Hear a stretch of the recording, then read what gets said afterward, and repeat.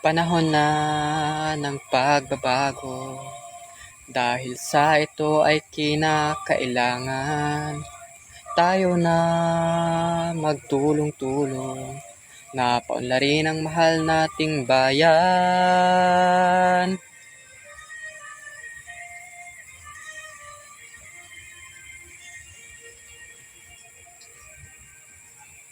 Panahon na ng pagbabago, dahil sa ito ay kinakailangan tayo na magtulong-tulong na paunlarin ang mahal nating bayan.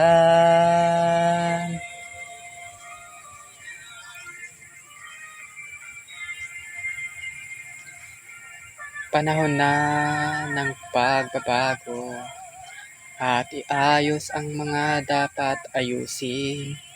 Dapat lang maging tungkulin ng bawat mamamayan dito sa atin. Gawin ang pagbabago patungo sa pag-asenso. Magsikap ng mabuti at nang guminhawa tayo.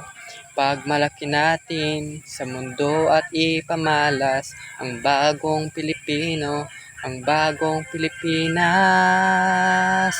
Panahon na ng pagbabago, tangkilikin ang sariling atin at tama lang na ugaliin kaysa iba sa atin ang unahin.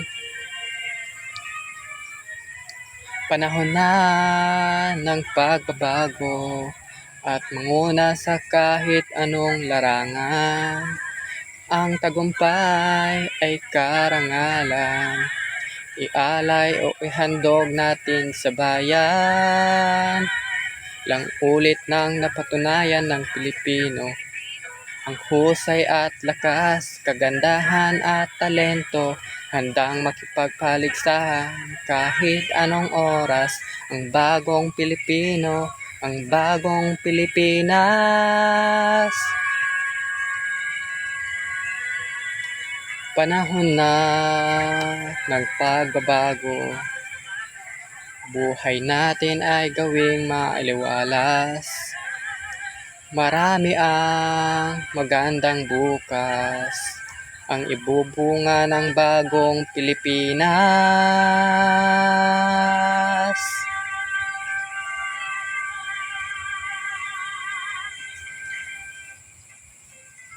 Panahon na